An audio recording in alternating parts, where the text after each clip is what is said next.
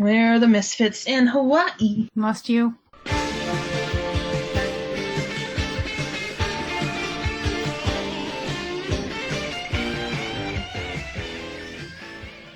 Hey there, Internet. I'm Annie. I'm Kit. And I'm Mac. And this is the JEM Jam, where we do an episode-by-episode recap of the 1980s cartoon JEM and the Holograms, because it is truly outrageous, and it is time for episode 18, Hot Time in Hawaii. Mackenzie is cackling because this contains one of her favorite songs and one of my most hated songs. It's the same song. Look forward to that. This episode is written by Beth Bornstein. We have seen her work before. We will see it again. She did Adventure in China, Hot Time in Hawaii, The Fan, and The Presidential Dilemma. Is that the one where the Misfits steal the president? No, the Misfits don't steal the president. A costume supervillain steals the president. Obviously. The Misfits are patriots. So, we open in Starlight Mansion in the Jazzercise room. They have a Jazzercise room. They have a whole room for Jazzercising because it's the 80s. And Aja's leading it. The doorbell rings and Jerrica Jazzercises her way to the door. Which is great. Actually worth noting that the song that they are Jazzercising to is there's a melody playing from the last episode. And then, as Jerrica's gone, Aja suddenly stops and says, "That's all for today. No cooldown. None." She just stops. No, they are going pell-mell, and then, boop, done. Jerrica returns with a special delivery letter that even seems to have a wax seal. It turns out the Holograms have been invited to participate in the annual Battle of the Music Stars in Honolulu, and, you guys, is it ever stated that this is an athletic competition? I don't think it's stated that it's an athletic competition until they're, on the plane. Yeah, they just all talk about exercising, but no one ever tells us that it's an athletic competition. So we're just wondering, why do they need to exercise to be on stage? They don't move around that much. It's not like they're Iggy Pop. The winner is apparently going to receive a trophy, how fancy, and they can perform at the governor's mansion. Nobody's getting paid, of course. No. Actually, I know what one of the other awards is. Great exposure. Meanwhile, at a special music star buffet. Special Music Star Buffet today, that's what it says on the sign. We come to the Misfits, of course, who are eating to celebrate their invitation. Which, there's a lot of, uncomfortable, body-shamey undertones to the Misfits in this episode. Yeah, thank you! Seriously, it's like... It's pointing out that the Misfits, instead of training, just do nothing but eat and buy equipment that lets them cheat, and it's weird. It'd be one thing if they were just being, lazy, but it's always them eating. There's a weird thing where it seems like the message here is either you exercise or you eat. You can't have both. And especially because it seems like most of the time the food that they show us, they're eating fairly healthy. That's not like they're eating junk food or anything. More importantly, if the holograms are doing all of that training, they need to be shoving, protein down their face constantly. And that's usually what the Misfits are eating. The Misfits are usually eating, protein and maybe some carbs or something. But this goes out through the whole episode, and it's weird. And Stormer's like, should we be exercising, or... Pizzazz is like, no, we're gonna hire Zipper as our coach to train us in the art of cheating. There's an artistry to this line in how bad it is. Eric Raymond is not in this episode at all, so the Misfits must have independently contacted Zipper. More importantly, if Zipper's drawing a salary from Eric Raymond, is he allowed to work for other people? I don't know. I mean, that's gotta be in the contract somewhere, right? Is there a non-competition clause that we should be aware of here? Is he just so bad with the contract that he just kind of assumes that when Pizzazz comes to him, it's okay because it counts? I mean, I could see Pizzazz arguing her way through a contract. Pizzazz strikes me as the kind of person who would actually be, brilliant at contract litigation. And then she just never uses it for good reason. Anyway, the holograms are on a ridiculously roomy plane with an open bar? Yeah, she just goes to the back of the plane and there's a bar there with a bartender and everything. And she gets a large pineapple juice because Hawaii. And she spills it on a blonde orange man in a white polo shirt. Steve.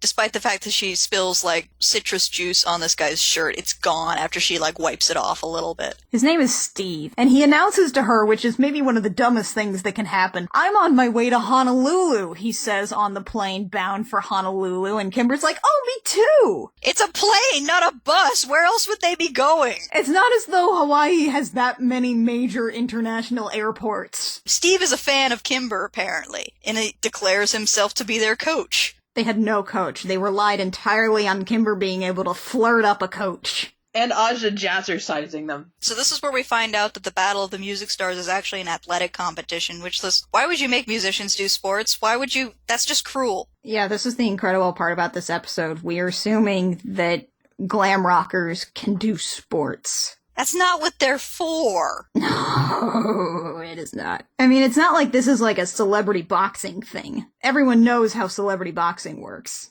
Actually, I would love to see Jem and Pizzazz in a celebrity boxing match, just so I want to see them hit each other in the face a lot. Oh, are you kidding? Pizzazz would totally wreck her within like 5 seconds. Pizzazz would put, like, lead weights in her gloves. And then the rest of Jem and the Holograms would be like most of $1 Million Baby. So we cut to a beach in Hawaii where the holograms are training, the misfits are relaxing and eating again because you cannot eat if you want to be healthy, apparently. Zipper comes in, announces that he has picked up some special equipment, and now we get our sequence where Zipper is apparently Q from James Bond now. Yeah, where does he even get this stuff? Nobody makes these. Did he just buy them from Acme? They're also the most obvious cheats in the world. So, like, our secret weapons, it's like either he gets these things from Techrat, but they're not really Techrat's MO, so it's like he just knows a coyote. Zipper shows Roxy her new Mario Kart bike with, like, electromagnets that pull her up to the person in the lead and these tire shredders, and then Roxy takes off before Zipper can show her the last feature, which is an oil slick. An actual oil slick. Although it's blue. Our second secret weapon is the pole vault pole with a cartoon spring in it. Which I don't see how that would help, but okay. Pizzazz ends up in a tree and is like, Zipper, you want me to build a nest up here or what? Which is actually a pretty good line. And then we get to secret weapon 3, which is shoes with a cartoon spring. These cheats are so obvious. How do they expect to get away with this? Like, there are people who stand right by the poles for the pole vaulting thing. They're going to see that. Not even judges. Like, there are spotters and the people who, like, need to clean, like, the sand and stuff like that. Yeah, so this is Zipper's plan. Blatant, obvious Mario Kart cheating. After we go through these secret weapons, we cut to the beach, where Kimber is swimming, and then suddenly Jaws happens. Well, first we see the fin, and then Steve sees the fin. He's like, Kimber, swim back right away. It's like seen directly out of Jaws. And Kimber turns and she sees the fin, and then this huge, like, cartoonishly large shark head emerges from the water. It is bigger than Jaws. This is like Jaws 3D. And that's our commercial break. Kimber is about to get eaten by an improbably sized shark. Memento mori. Buy our dolls. Is there like a special Kimber playset where she's inside the stomach of a shark? Because I would buy that. Anyway, when we come back, the shark is just like, it's skimming the top of the water with its mouth open, like it's trying to catch krill or something. I've watched Shark Week like 20 years in a row. Sharks don't do that. Steve has managed to get a jet ski and harpoons the shark. At which point it sparks and explodes. Yeah, it was a mechanical shark, and okay, look, before we get to what the heck just happened, Steve's plan was to harpoon a shark in the first place? He was going to harpoon a freaking shark? It's like, look, if you're gonna harpoon a shark, you stick a can of compressed air in its mouth first. We know how this works. Get it together, Steve. God. And then we cut to the beach. The mechanical shark with zippers! Zipper has a remote control mechanical shark. I'm not sure it's remote controlled. We don't see a remote controller anywhere. It was an autonomous mechanical shark. Where does Zipper even get an autonomous mechanical shark? Now see, this one would make sense if it was Tech Rats. Tech Rat's like, oh no, my shark. My shark! Oh no! Poor Tech Rat. Nothing gold can stay. He just did this. This wasn't even part of, like, his competition. This seems like this was the test run. This was him doing this for fun. And the Misfits are eating again. Zipper mentions that they're eating shark, and so they all immediately gag and shove it away for reasons unknown. What the heck? It's not like he said you're eating, like, rat or something. Shark fin is a delicacy. It's super expensive. You should be happy he's feeding that to you. They're disgusted. They're disgusted. It's like he told them they were just eating dog food. And you guys were all just saying how delicious it was. Although I will point out, children, shark finning is wrong. Don't eat shark fin. We are more of a threat to sharks than they are to us. Anyway, our next scene is the opening ceremonies of the battle of the oh god, I forgot what it's called. Battle of the Music Stars. Which is a really not a good name. Especially because Battle of the Bands is already, like, a musical competition. Everybody understands that that's what that is. You can't just call it, like, Competition of the Music Stars or, like, Fight the Music Stars or something to nothing.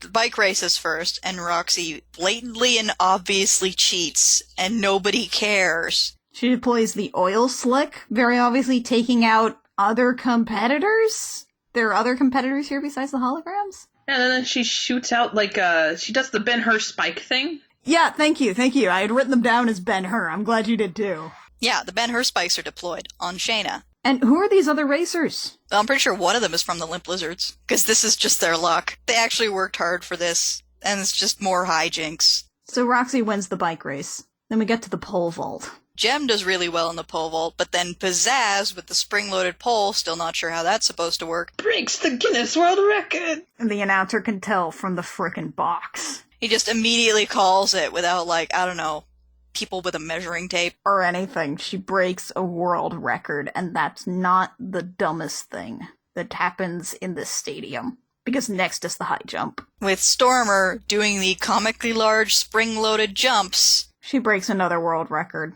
Nobody noticed that she's doing things that human beings should not be capable of doing. No judges, no, replays, no measurements, no nothing. No one is shocked by this. They're just like, oh, cool, world record break. That's fine. These are glam rockers. They're probably the same thing as Olympic athletes. I should note that my high school has a girl. She's actually in the running to join an Olympic team for the high jumps at the Olympics. I feel insulted on her behalf. After these 3 events, the announcer tells us that the score is tied, which I guess there were 3 other events that we didn't see that the holograms won. Who are they tied with? How? There's only been 3 events and the Misfits won all of them. You have to at least show us, a frickin' montage. Of them winning a little bit, even. But I guess that ends day 1's events, and we cut straight to a luau. 'Cause Hawaii. Here it comes! Kimber and Steve make a moonlight walk on the beach, while everyone else is enjoying the luau. Steve tells Kimber that she's the best swimmer he's ever coached. I'm not sure Steve has actually ever coached anyone before. Steve doesn't actually say that he's a coach on the plane. He says he knows a lot about sports. So Kimber's the only swimmer he's ever coached. But the big romantic walk on the beach is interrupted by the Misfits colonizing a luau. The Misfits basically shove off the dancers on the stage, the women actually doing a hula. The Misfits are basically a metaphor for white culture's effect on Hawaii. Hey, other famous people. We're the Misfits. Here's a song to celebrate this festive Hawaiian holiday. They don't say what Hawaiian holiday. I'm pretty sure they're about to break into Melekelikimaka. And then they do the song. Yes! The song We're the Misfits in Hawaii. And it's one of my favorites. I hate this song. I love this song. I hate it so much. I love it so much. Why? I just love the discordant way they sing it. I love how it's nothing like Hawaii. I love how it doesn't seem to really have any rhyme or reason to it, because it's like, we're the Misfits in Hawaii. We wear a sarong, but it looks so wrong. I love it. I love every bit of it. That's why I hate it. That's why I hate this song. This is not a Misfits song. This song isn't a Misfits song at all. Misfits songs are about how awesome they are and how they can never fail and how they're gonna get you and their songs are better and everything about that. Misfits songs are a celebration of how cool they are. This is a song that is self-depreciating. It is the Misfits saying we were a sarong, but it looks so wrong. They talk about getting sunburnt at the beach. It talks about them getting insect bites and how they got 7 tropical diseases. It's about them failing. And that is not a song that the Misfits sing.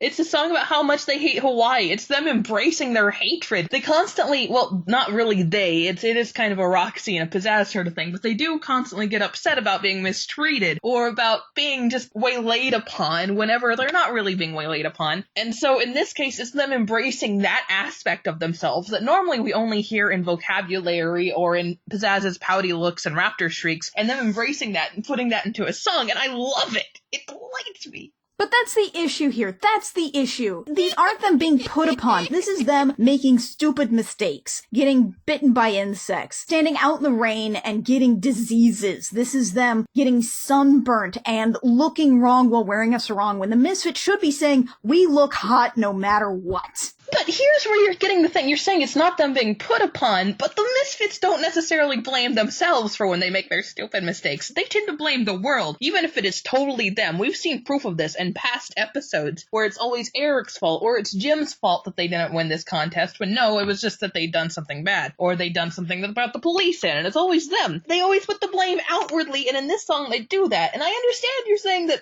most of their other songs are, as we're going to see in the next episode, I'm the queen of rock and roll, or there ain't nobody better, but every artist needs to diversify their interest here, and that's what they're doing, and it delights me. The Misfits do not diversify. The Misfits have one song, have one motif, and they do it well. I love their whiny song so much. It's the only song they have like that. This does not work. This is not a Misfits song. It doesn't sound like a Misfits song. It doesn't carry the message of a Misfits song. It looks so wrong. And we will never agree on this. No, we won't. I love it so much, though. We're the Misfits in Hawaii. No! And I just love how they say Hawaii, too. Like, just as a minor point. Hawaii. Not to mention, they do this stupid dance that looks like a 5-year-old who has heard of what hula is. They just wander around, thrusting their arms from side to side. There's not even any sway of the hips, which at least most people can get kind of right when they're trying to do a quote-unquote hula. And they just make random noises in it. It's the best. Ouch! Achoo! Cough, cough. I love it. We bask in the tropical breezes. We got 7 tropical diseases. As if it's a jungle in the middle of, like, nowhere. It's Hawaii. Are we done? Can we put this wretched melody behind us at last? We can move on because it comes back. Shut up! We can deal with it when we get there. Can we move on to Pizzazz awkwardly flirting with Steve? Yeah.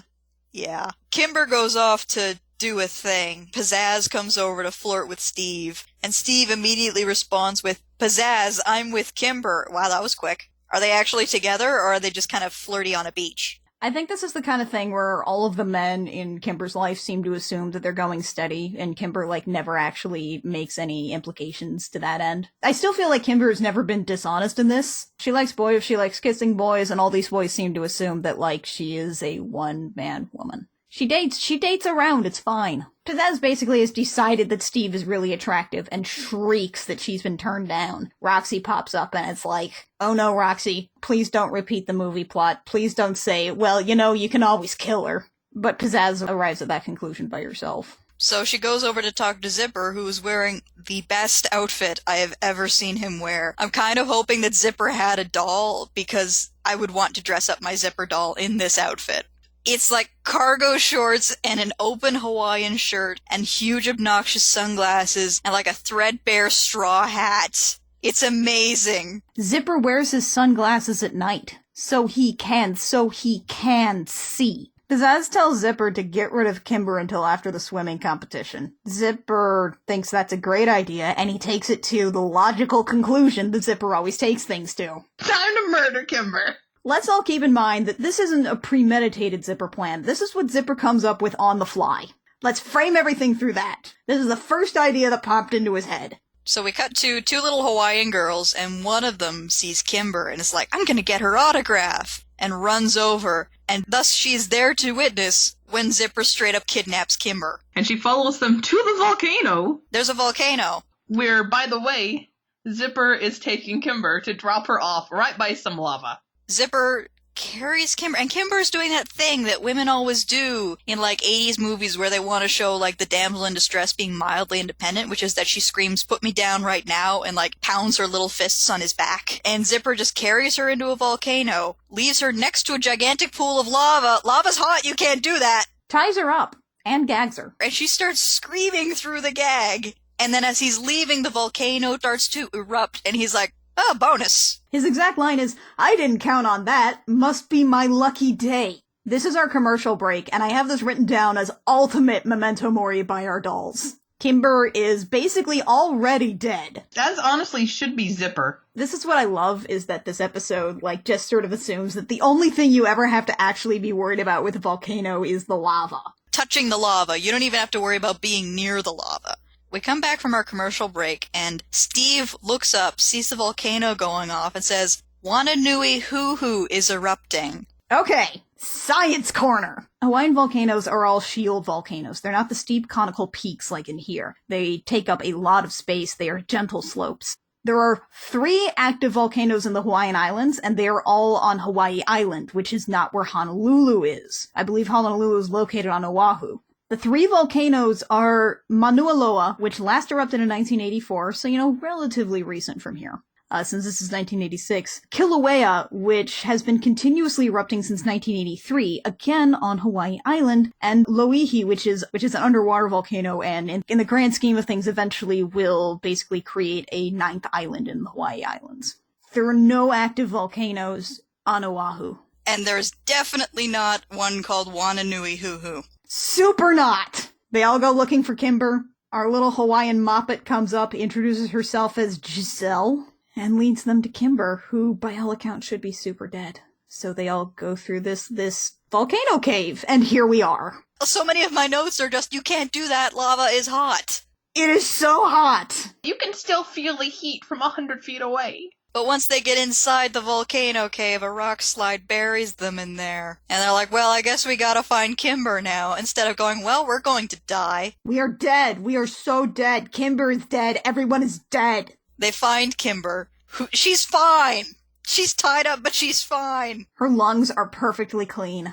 They find her, and Steve is like, follow me, and he picks up Giselle. For reasons that I cannot determine, aside from the fact that she's got short little legs and can't run as fast. And they run forward. And then it cuts away. To the middle of the day, apparently. Where Pizzazz has just won the swimming competition. And the crowd is like, wait, where's JEM? They start chanting, we want JEM. Which is not exactly the thing Pizzazz wants to hear right after winning a swimming competition. So, there's other competitors, but are they all just sort of there to be placeholders? As far as we know, the swimming competition is completely legit. Pizzazz doesn't cheat, and yet she still wins. Zipper never introduced any shenanigans for the swimming competition. Except for that mechanical shark, which blew up. And besides, how are you going to get away with putting that in a swimming pool? They used cartoon springs to break 2 world records yesterday. It's not like he's expecting them to be actually, competent. Meanwhile, the holograms find their way out of the volcano at dawn. They have been running through a volcano all night. But they get to the slopes of the volcano and the sun is rising, and they say we have to get to the arena. They don't say, thank God we're alive. They're like, oh no, the Misfits might win a trophy. And Giselle is like, I know a shortcut. She knows this area? Why is Giselle playing around volcanoes? They just came out the other side of a volcano, and Giselle's like, I know exactly how to get to the stadium from here. I mean, I know it's a small island, but come on. But they get back just in time for the tug-of-war. Because the Misfits might win a competition by default, which doesn't make any sense. There are other contestants, we've seen them! For the final event, the one you've all been waiting for, the tug-of-war. Which Aja does not get to participate in, probably because she'd win it single-handed. If Aja participated in this, she would literally just destroy everybody else. But it's 3 versus 3, so Aja's gotta sit this one out. In a couple of different shots, the holograms of the Misfits actually switch sides here. Kimber hears Zipper, egg on the Misfits. He's like, gee, that sounds familiar. And then he yells some more, and she's like, I know him! That's the creep that kidnapped me! And Steve immediately attacks Zipper. Grabs him, beats him down. The holograms end up winning the competition because of Kimber's renewed fury. And the Misfits fall into the mud with, these weird Betty Boop sounds ooh! Ooh! Ooh! But this also means the Misfits or holograms are tied, which means there were only 2 events today. There's no actual math involved in determining the tie, it's just what the plot demands. And then they all switch to, a police office or something. Yeah, Zipper's actually getting arrested for kidnapping. He is facing legal consequences for stuff, which is probably why we never see him again. He's in jail. Oh, yeah, no, he's absolutely for reals incarcerated. Zipper tries to bring the Misfits with him by claiming that they cheated the Misfits, say that we have no knowledge of that. Giselle shows up with a bag of Misfits gear and says, I found it on the field. They left their gear on the field. And Giselle wandered up. Can anyone go down into the stadium? And anyone can just kind of grab anything that's there. It's fine. It's fine. It's good. It's cool. The Misfits are disqualified, which means the holograms win. By default. And to celebrate that, at the governor's mansion, they sing, It's How You Play the Game. Which I feel like, it doesn't matter whether you win, it's how you play the game, is kind of a shallow sentiment from people who have just won the game. Yeah, it really is. If they'd lost, that would be a good ending to the episode. But no, they won, and now they're gonna say, well, it doesn't matter that we won, it's how we played the game, right? The worst part is that, the music video is just them doing this, fake reenactment of the competition. I'd also like to point out that it took us halfway through the episode to have one song that was Misfits in Hawaii, and it has taken us until the very end to have our second. Sometimes in these episodes with only 2 music videos, you'll have a bunch of the replays at the end. And I think the Gem Jam Part 1, even Christy Marks in the commentary will talk about how, I had a whole extra scene for this, but then they cut it, and then the episode ran short, so they replayed one of the music videos. Especially egregious in this episode. So we finish up How You Play the Game, and the holograms are given a trophy. And then for some reason they give it to Giselle. And then Kimber and Steve go for one last walk on the beach. And oh no, Rio's here! Rio out of nowhere! This is the worst surprise ever! Jem's on the beach and Rio shows up and he's like, why don't you tell me about the episode? Why is Rio here? Out of all things, out of all places, why did Rio show up here in the last 5 seconds? He wasn't even in the music video. He's in a little, beach outfit. Oh my god, did they just have, a line of beach dolls and they just, had one for Rio?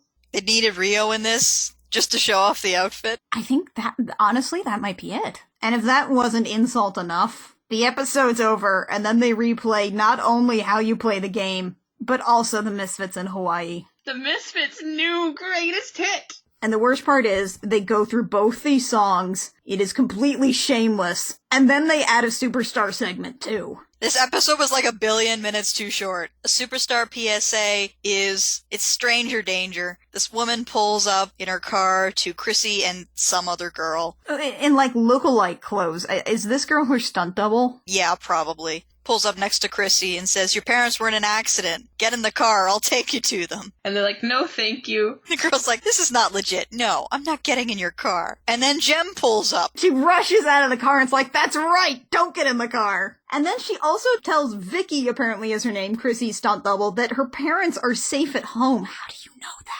The best part about this PSA is the last shot, which is that there's 2 GEMs in it. There's the GEM on the sidewalk talking to Vicky and Chrissy. There's another GEM in the car. And as we watch, the GEM on the sidewalk runs over to the car, gets in and merges with the GEM in the car and drives off. It's incredible. So I think that about wraps it up for us here at the Gem Jam this week with Hot Time in Hawaii. You know, at least this one was entertaining, but next week we have The Princess and the Singer, and it is a bad episode, you guys. It is bad. The Gem Jam comes out every Sunday. You can find us on iTunes, SoundCloud, Stitcher, and YouTube. You can also find us on Tumblr and Twitter at GemJamcast on Twitter. The Gem Jam just about everywhere else. We are also on Patreon. If you like what we do, drop us $1 or $2 on the Patreon. Would be super cool of you. We love to hear from you guys. Let us know what you think about the episodes. If you have any wacky theories, that would be super great. For instance, our friends on Tumblr have alerted us several times, every time that there has been a new image of Tech Rat in the upcoming issues of the Gem and the Holograms comic book.